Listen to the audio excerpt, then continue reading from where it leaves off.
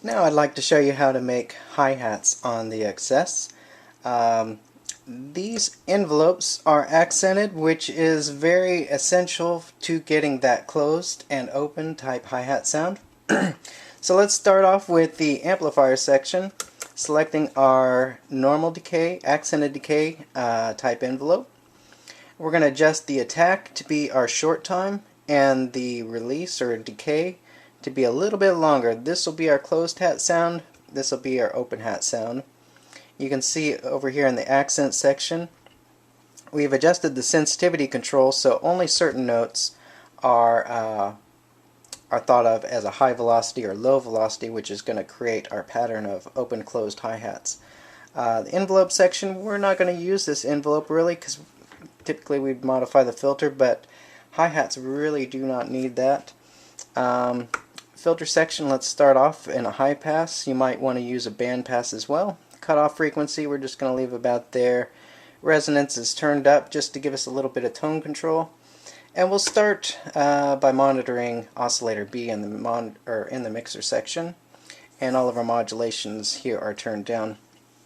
Now we can either start with this waveform. We've got a square waveform set at the 5th octave, and that's just going to give us a high frequency square wave like this. And you'll see if we set both these closed, that's going to be our fastest time. This will be our closed hat time. Now this will be our open hat time. And we could further use velocity to vary the volume of each one of those, depending on how hard we're playing the keyboard or the sequence is sending. So we've got kind of a metallic sound, but we need that to be more complex. We could take the waveform A here and modulate oscillator B with that.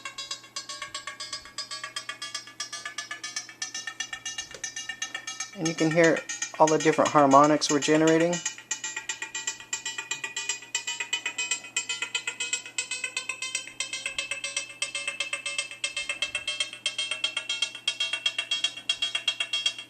And at any time we could adjust the filter cutoff, change the frequency. If we wanted to, we could add in a little bit of noise.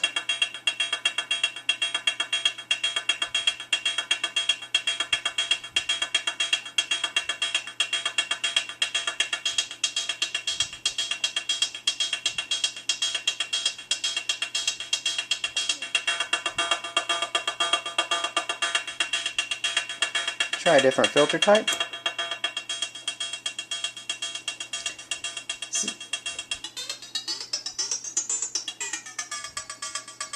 So that's one way we can generate a hi-hat tone. Or we could remove the tone altogether and just use a white noise source and color that noise. Or let's turn down the noise altogether, turn up the resonance in the filter so the filter's self-oscillating. Now we're going to use waveform B to modulate that filter frequency.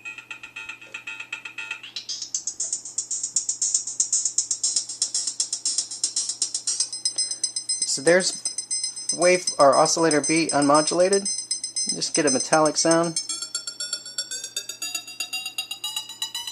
Kind of sounds like ring modulation, but it's actually more metallic than ring modulation would even get us to. So let's introduce some modulation from oscillator A into B to really make that waveform more complex.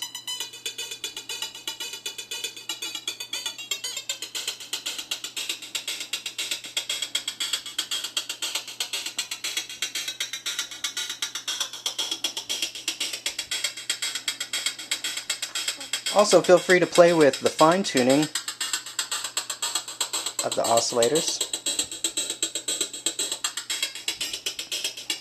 or change the octave settings.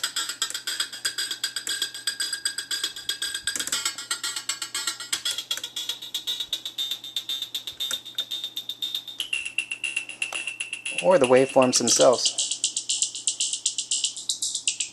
So there we get a nice electro type hi-hat sound. Let's make it a little more complex.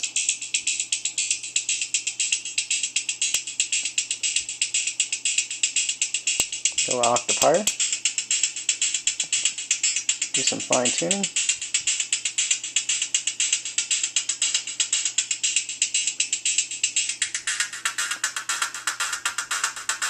And if we wanted to, we could cross-modulate the oscillators too for even more complex waveforms. So we'll send oscillator B to modulate oscillator A.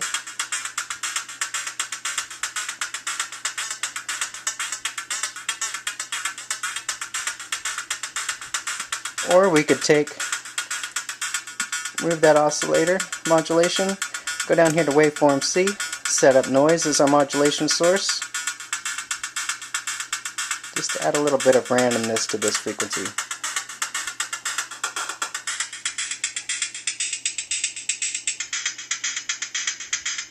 Now if we increase some envelope amount here, we can create a little percussive attack on the beginning of those.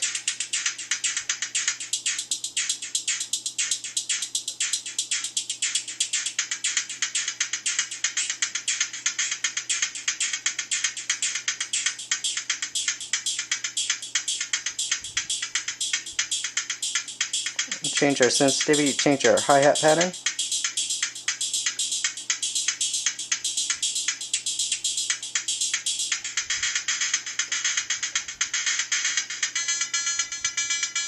Let's go back to oscillator A.